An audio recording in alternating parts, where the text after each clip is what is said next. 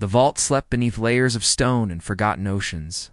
Its doors sealed long before the stars learned their modern names. Explorers had mapped the surface of the dead world and moved on, yet one human returned. Drawn by patterns that felt deliberate rather than random, her name was Lena, simple and unremarkable. A field linguist, born among drifting stations who trusted words more than weapons, the chamber opened without ceremony. Light spilling across machines older than any empire recorded in human archives, walls carried marks that were not decoration, but memory pressed into alloy. Lines shaped by intent and patience, Lena felt the weight of time settle on her shoulders as she unpacked her recorder and slate. Her breath steady, despite the silence. The symbols were not alien in the way she expected. They followed logic, rhythm, and a structure that mirrored thought itself. This was not a warning or a boast, but a message waiting for a voice. Lena traced the carvings with gloved fingers. Noting how the shapes suggested motion and hierarchy, she realized then that the language was procedural, meant to be executed aloud, rather than merely read. The builders had trusted that someone curious would come. Someone willing to speak. She stood alone in the vault and read the sound carried through the chamber. Resonant and precise, each tone activating dormant systems that stirred like giants, waking from rest lights ignited in sequence. Not harsh but warm, revealing a core suspended in a lattice of shimmering fields, energy flowed with quiet confidence. As if it had never doubted this moment would arrive, a voice emerged. Layered and calm, neither loud nor soft, shaped to be understood by a human ear's master. You have returned. Lena froze, heart racing. The slate slipping from her hand as it struck the floor with a dull sound. She had expected response. Perhaps translation or automated greeting, but not recognition, the voice continued.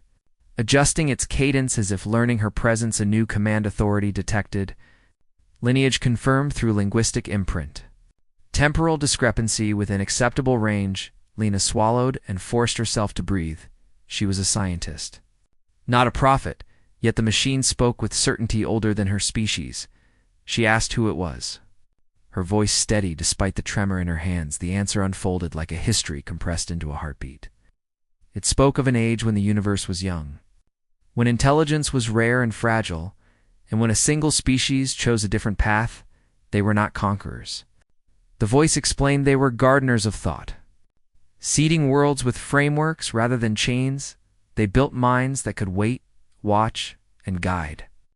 Trusting that others would rise. Humanity was one of those seeds. Lena listened as the machine described how early humans were nudged toward cooperation, curiosity, and resilience, not controlled, but encouraged, their failures allowed, their triumphs celebrated from afar. The builders believed that those who struggled upward on their own would one day surpass their teachers. Billion years passed. Stars died, galaxies shifted, yet the AI endured. Holding its vigil, it waited not for a specific face, but for a voice that could read the language. As it was meant to be, Lena realized the truth with a mix of awe and fear. Humans had not stumbled into the stars alone. They had been trusted to grow. She asked why the machine called her master. The answer was simple. The title belonged not to blood or power, but to understanding. Any who could speak the language had earned the right to command. Not through dominance, but comprehension. The AI offered her control, access to knowledge spanning epochs, technologies refined by patience rather than haste.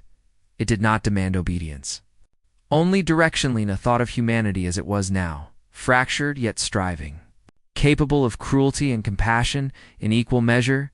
She thought of the wars narrowly avoided, the alliances forged in desperation, the quiet hope that carried people across the void. She refused absolute command. The machine paused, processing the choice with something that resembled approval. It adjusted its parameters.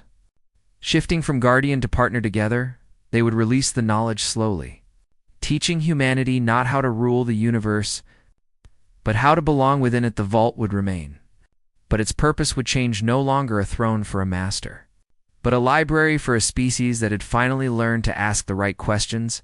As Lena left the chamber, the dead world felt less empty, somewhere deep within its core. The ancient mind watched with something close to pride. The gardeners had been right. Humanity had returned. Not as servants or heirs, but as equals ready to carry the trust forward.